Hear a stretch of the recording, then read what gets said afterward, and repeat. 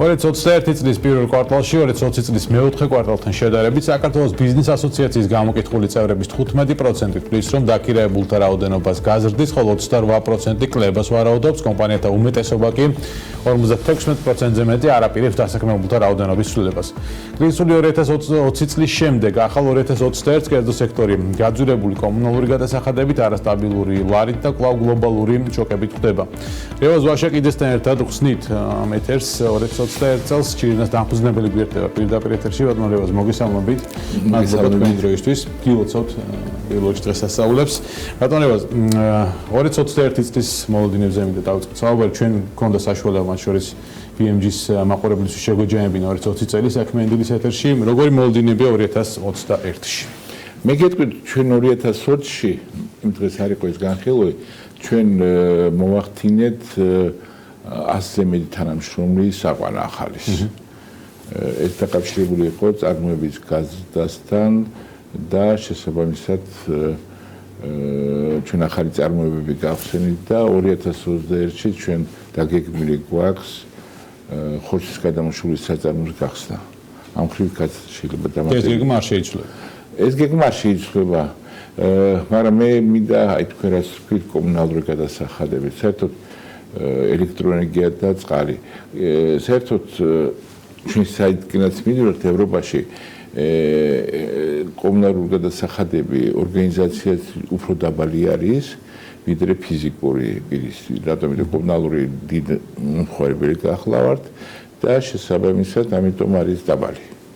და შესაბამისად ძალიან მნიშვნელოვანი საკითხი ის არის, რომ თუ ფიზიკურ პირს სახში შეუძლია დენი გამორთოს ან ჩართას ან მოიხმაროს მის მიხედვით თუ რა შესაძლებლობები აქვს, ეს ორგანიზაციებს არ შეუძლია იქ თუ საწარმო მუშაობს, იქ უნდა მოხდეს ხარჯვა. ამიტომ ეს იდეოლოგია დიდი ხანია მოდის გამსახურული მე შევარდნაძის მე სააკაშვილის დროს, რადგანაც ითქვა, რომ თუ დიდი მოხარებელი დიდი გადასახადი უნდა გადაიხადოს. ეს დღემდე გრძელდება. მაგალითად და ეს არასწორია, ევროპაში ყოველთვის ფიზიკური პირი უფრო ბევრს იხდის, ვიდრე ორგანიზაცია. ხო, აი რაღაცა აქ არ არის საუბარი იმაზე, რომ გვინდა რომ მოქალაქეებმა მეტი გადაიხადოს, აქ საუბარი იმაზე, რომ ბიზნესმა გადაიხადოს ნაკლები ამ შემთხვევაში, იმიტომ რომ თქო აწარმოოს მეტი, ან დაასაქმოს მეტი, მივედით მაგ ეტაპამდე, რომ ორგანიზაციებს, ანუ წარმოება ისე ასე თქო. არ მივედი და პირიქით იდეოლოგია არის სხვა, მაგალითად ჩვენ ენერგეტიკას როგორ იყოს, ჩვენ დიდი მოხმარებელი გახლავართ და იქ ჩვენ საკუთარი ტრანსფორმატორები გვაქვს. ტრანსფორმატორებში მაღალი იმას ზაბოს გადაქმნით ზაბოში, აქ ენერგიაც იხარჯება და შესაძლოა ვთქვათ, როგორც წესი, ეს პირველადი შესყიდვები იყო დაბალ ფასში იყო და ეხლა გააუქმეს ეს ფაქტურად და ეს გარდამავალი ფასი და ეხლა ჩვენ დაახლოებით 16 თეთრი გქონდა ფასი და გაიზარდა 30-31 თეთრამდე. ფაქტურად ორჯერ გაიზარდა. თითქმის ორჯერ გაიზარდა. მართალია მე ვიცი რომ იქ ხო შეღავათები იქნება 2011 წელს დაახლოებით ზედმეტი გადასახადის 50% სუბსიდირება მოხდება, მაგრამ მე გეტყვით რომ მე როგორც ფიზიკური პირი და როგორც კომპანიის ხელმძღვანელი მე საერთოდ წინააღმდეგი ვარ სუბსიდირების, იმიტომ როდესაც სახელმწიფო როდესაც ერთვება სუბსიდიებში, ეს ყოველთვის გათვალისწინებული არის კარგი მიზნებით, მაგრამ ასეთი გზა საყოველთაო გაღარიბებისაკენ მიგიყვანს, იმიტომ რომ შორსაც ვერ მიდის. შორსაც ვერ მიდის. შორსაც ვერ მიდის და ჩემი მე საერთოდ წელს იანვრიდან მელოდებოდი, რომ თავისუფალ ბაზარზე გადავსულიყავით ელექტროენერგიის და როგორც მე ხახას შევიტყვე, ესეც გადაიდო ნახევარი წლით. საქმე რა არის, რომ როდესაც ხარჯებს ჩვენ ვიხილავთ ან თელასით, ან ენერგოპრო ჯორჯიას თანხებს, მე გადავხედე და მე გეტყვით, რომ საბოლოო 3 წლის განმავლობაში ეს ორგანიზაციები იყვნენ მომგებიანი იყვნენ. მაგრამ მე ჩემი ასე გეტყვით, რომ ამ ხელ ორგანიზაციებს უფრო მეტი მოგებაც უნდა ქონდეს, და სექტორი მნიშვნელოვანი, მაგრამ გეტყვით რომ მაგალითად ენერგოპროექტში დასაქმებული არის 6000-მდე კაცი, რაც მიუთითებს იმას, რომ და გაყიდვები აქვს 200 მილიონი დოლარი, ასე რომ რომელიმე ევროპულ კომპანიას შევადაროთ, ჩვენ შემთხვევაში კატასტროფა იქნება, იმიტომ რომ ამდენი დასაქმებული ხალხი ამდენ ზედმეტყველობას არ ქმნის და ეს ძალიან ცუდია და ამიტომ ჩემი ასეთი განგარიშებით ის თარგმნა თავიდან უნდა გადახედოს როგორც თელას ის მუშაობის საკითხს, აგრეთვე ენერგოპროექტის საკითხს. რატომ? იმიტომ რომ ჩვენ სახელმწიფო არ შეიძლება სუბსიდია გაუკეთოს ასეთ ორგანიზაციებს, რომლის ხარჯები გაუმჭირვალი არის. ბატონო, მათ შორის არის ხელფასები, არის უფროსები არის. კი ბატონო, ამ შემთხვევაში თქვათ იქ არის მარეგულირებელი რაღაც კონკრეტულ გადაწყვეტილებას იღებს სემეკი მათ შორის ტარიფთან დაკავშირებით, ეს არ შეეხება ნაწილობრივ თქვათ კომერციულ ტარიფს იგივე გაზთან მიმართებით, მაგრამ ჩვენ გაზზე არ ვსაუბრობდით.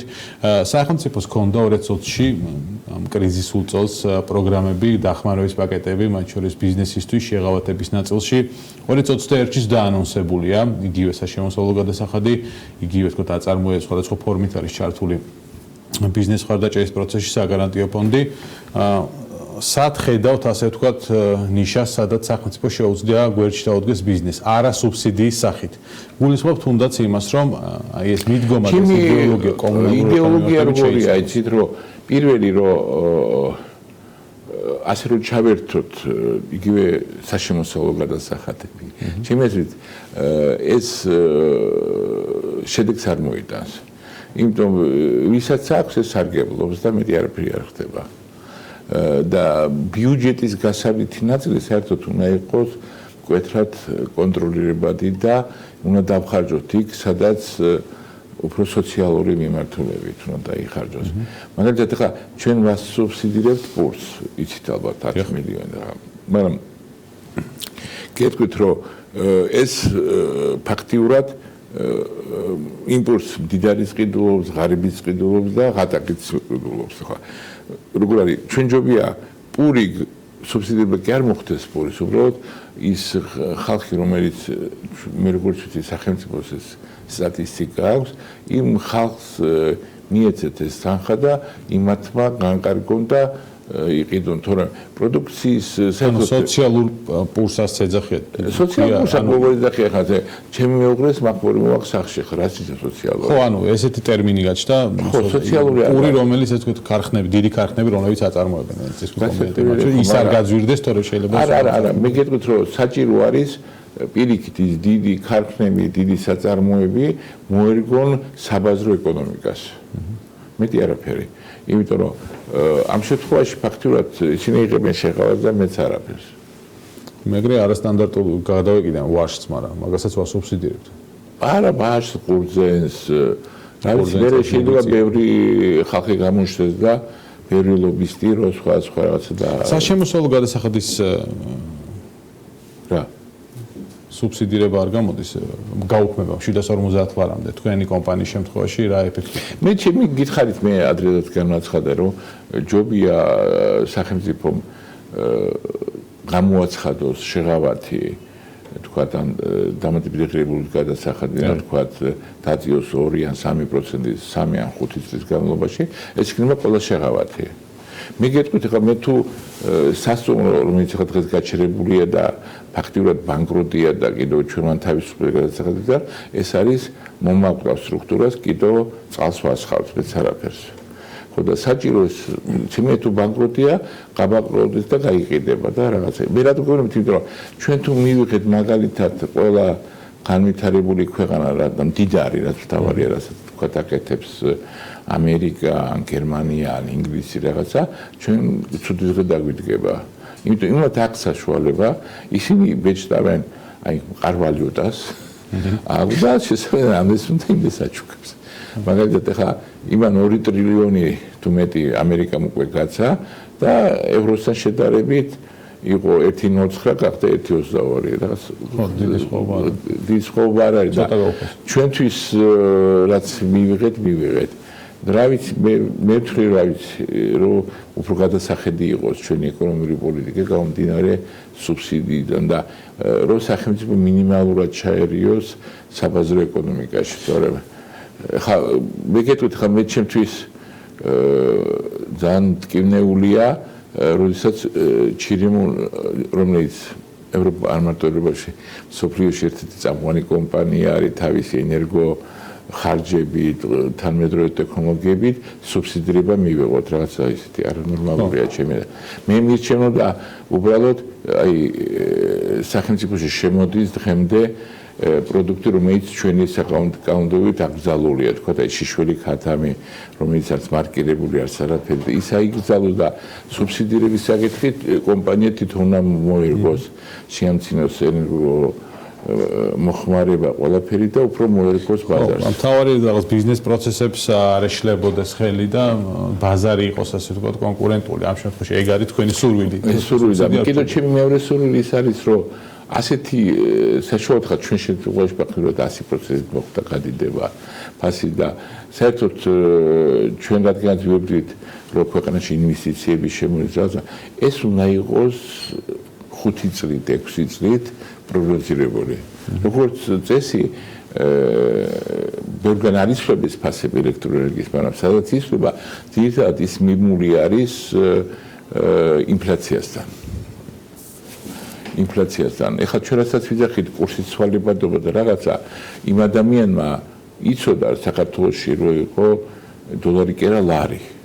ეს იმის რისკია, ბიზნესის რისკია, ხო მე რატო გეუბნებით ამას იმდენად და შესაბამისად მე არ მინდა ამ ორგანიზაციამ როგორც არის ენერგოპრო ჯორჯია ამ თელასმა სახელმწიფო ჩააგდოს შანტაჟის მდგომარეობაში თუ არ გაგვიზდი გავთიშავთ რაღაცას ხო პრობლემა შეექმნა ყოველწერი იდეაში ვერიდებოდით ფასების ზრდას იმიტომ რომ საგრძნობიარია ამ შემთხვევაში თქვა მოხმარებელი 2020-ში დადგა ეს მოცემულობა როგორია 2021 წლის ასე ვთქვათ დღევანდელი პროგნოზი არასტაბილური ეს ვალუტის პირობებში იქნება თუ არა ფასების და გიწევთ ცხადია ინვესტირების გაგრძელება ახალი საწარმოოს მშენებლობა ამ მიმართულებით რა გეგმები გაქვთ?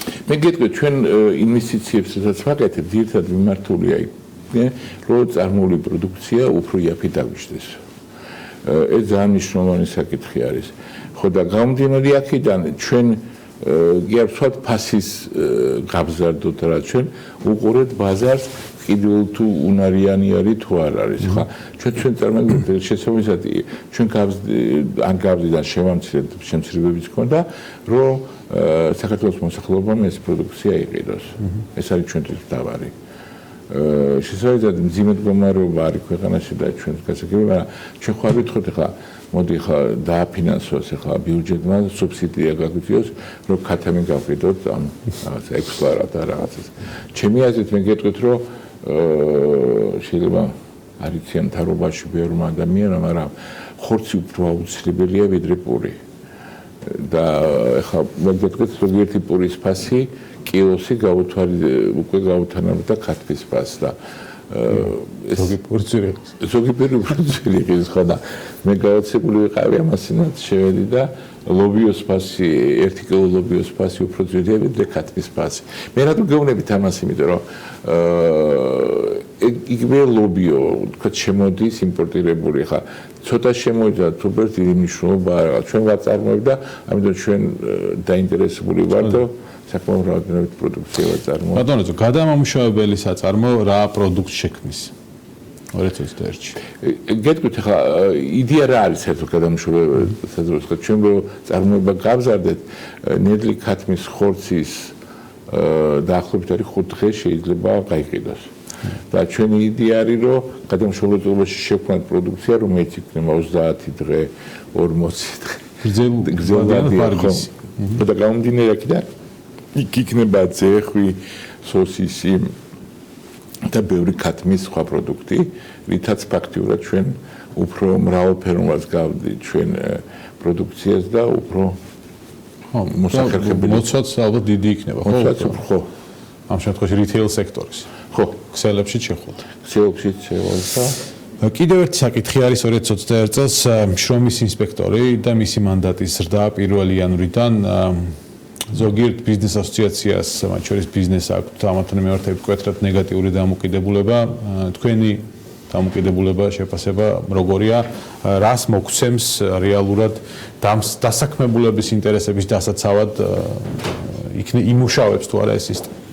მე გეტყვით, რომ ნებისმიერი დამსაქმებელი, რომელიც არის კერძოზე ვიძახი მაგალითად, ყოველთვის უფრო დაინტერესებული არის, რომ ის მუშა, რომელიც მუშაობს საწარმოში, უფრო დაინტერესებული იყოს არ გარბორდეს საწარმოდან და უფრო სტაბილური იყოს ეს ნებისმიერი. მე საერთოდ გეტყვით, რომ ისეთ პირობებში, რაც საქართველოა ეკონომიკა მახვედრობაში, საერთოდ როდესაც მოსახლეობის მხოლოდ მცირე ნაწილი არის დასაქმებული, კიდევ მაგონტროლებული ორგანო მე არ ვიცი რა მიზანი აქვს საერთოდ ამას შეიქმნას და დაიწყოს კონტროლი. ეს გამოიწვევს ჩემი აზრით უფრო იმას ღრთამის აღების პროცესს გაზრდის. ანუ კორუფციის დასაწყისი იქნება. გაუგებარია მიზანი რა არის ამ შრომის ინსპექციის, მე გეტყვით ჩემთვის.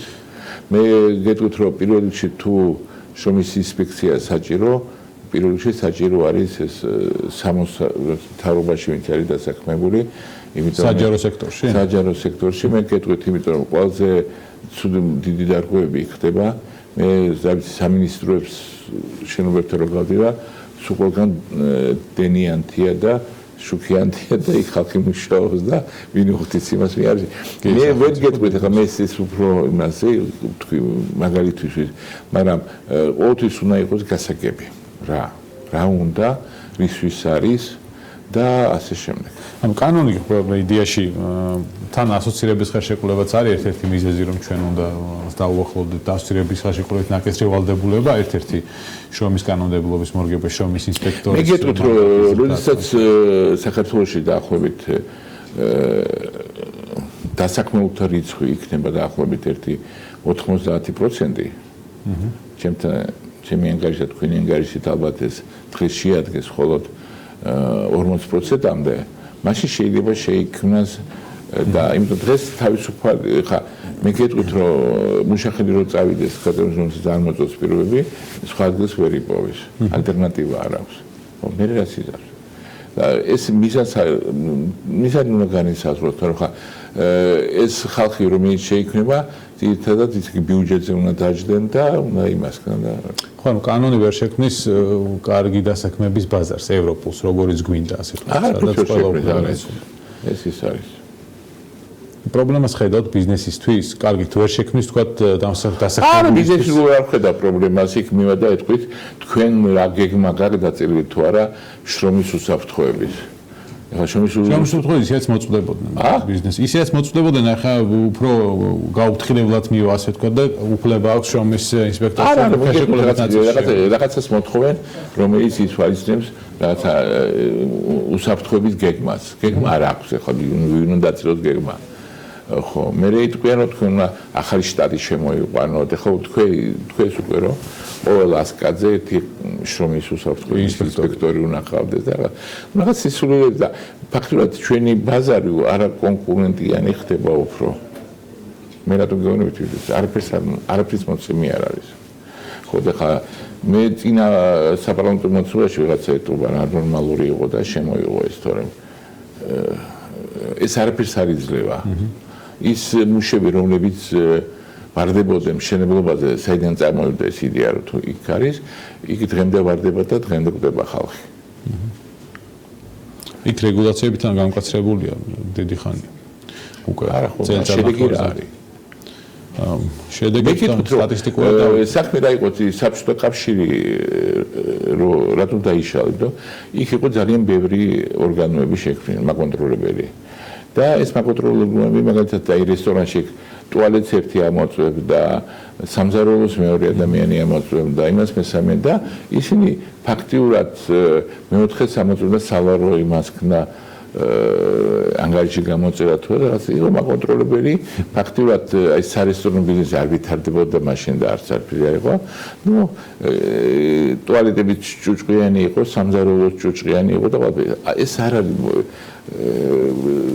არაფრის მომცემი არა პირობა საქმის კეთების ეგ არ არის ეს არ არის და თავის ხა თუ ეხლა არა მაგრამ თუ დადიოდი რესტორნებში საქართველოში ერთ-ერთი საუკეთესო რესტორნები საუკეთესო პირობები არის მიუხედავად საკონტროლებული ორგანოები არ არის ხო არა ეგ სექტორი ძალიან განვითარებული იყო სამწუხაროდ 2020-მა ყველაფერი გააჩერა და შეაფერხა და ნუ განვითარებაზე აქ არ არის საუბარი.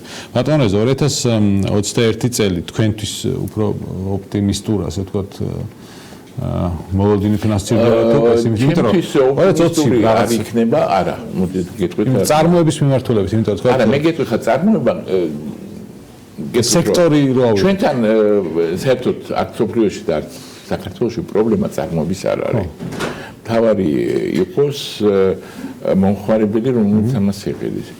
ეხლა ჩვენ წელს უფრო ცუდი პირობები გვექნება, იმიტომ ხალხს ეს არ მუშაობს, არავინ აღარ მუშაობს ეხლა. ის არც მთავრობა მუშაობს, მთავრობა მეხილობაში მაგა ის სამინისტროებში დასაქმებული ხალხი ავტობუსების მძღოლები, რა ვიცი, ყველა არავინ არ მუშაობს. ხო, მაგრამ მათ ხელფას იღებენ. ხელფას იღებენ, ხო და ამიტომ რეალურად ეს შემცირდება ბიუჯეტის შემოსავლები, რომელიც უკვე შემდეგ მაზეც იმოქმედებს, მაგრამ შეიძლება ვეღარ გაცენ, ან ხელფასის შემცირებას მართებულია. მე საერთოდ ხელფას შემცირებდი ყველას მნიშვნელოვნად, სანამ არის ფული. ხო რომ გავწიოთ და გავიდეთ იმაზე. ხო და მე რა ვიცი მე მქონდა ასეთი სურვილი რომ სასტრაფოდ თუ შეიძლება აცრები დავიწყოთ ამ კოვიდის წინამდე რომ ეკონომიკაში ხარა გავხსნათ. ვაქცინაცია თუ ჩვენ ამას ჩავატარებთ ჩვენ საშუალება გვექნება იგივე ტურისტის მიიღოთ ჩვენს გავფრინდეთ ისინი გამოფრინდეთ და ხარა გავი ჩვენ ვიყოთ ლიდერი ამ გახსნაში და მაგალითად ხა დუბაიში მე რაც ვიცი თქვენ ინფორმაცია იყო რომ იქ ხალხს პატიჟებენ რომ აცრები გაიგეთოს. ხო, პროდუქტი გააკეთეს. ა? ტურისტული პროდუქტი გააკეთეს. ჩვენ შეგიძლიათ ტურისტული პროდუქტის გაკეთება და ჩვენც არ გვაქვს ვაქცინა. არა, მე გეტყვით რომ ექიმებს საერთოდ არ უნდა ვაქცინა. რაც უფრო ხალხი იქნება დავადებული, რაც უფრო სამავტყოფოში ბევრი ხალხი იქნება, რაც უფრო ბიუჯეტი გადაიხდის ამ იმას დიაგნოსტიკური საშუალების ფულებს გამოყოფს სახელმწიფო ეს მაგათ ბიზნესი არის და საერთოდ რაც უწევთ ესაც ვაქცინა ხო და საჭიროა მე რომ გითხო მთავრობამ თავის ხელში უნდა იყოს ეს ძალაუფლება სრულად ეს გაწიოს და სასწრაფოდ შემოიტანოს ვაქცინები თუნდაც ორჯერ ზვირად და გაუკეთოს ხალხს. კი ბატონო, მოლოდინები არის პესიმისტური, ოპტიმისტური, იმედია რომ ვაქცინაც იქნება მალე მარტი აპრილი არის დაანონსებული, როცა წესით ვაქცინები უნდა მივიღოთ. მადლობა ბატონო რეზო, ჩვენ ხო მე გეტყვით ახლა მე ბიოლოგი გახლავართ საერთოდ. ამ სპეციალობაში კარგად ვარ განშალული. მე გეტყვით ახლა რაც ამერიკელებმა გააკეთეს ვაქცინა, ზერნემ შეცვლა რაღაცა, ეს ძალიან რთული ვაქცინა და ფაქტობრივად მოუხერხებელი არის Pfizer-ი, ხო? და Moderna-ც და ის. ხო, მე გეტყვით ყველაზე ადვილი გზით წავიდა ინდოეთი, ისინი ღებულობენ ვირუსს, ინაქტივაციას და ამ ვირუსის წინააღმდეგ და დაგეგმილი აქვს პირველ წლის პირველ ნახევარში 600 მილიონი ადამიანს გაუკეთოს. ხო, არა ეს ინდური როგვესმის რაღაც ხარისხთან არა, არ გვაქვს.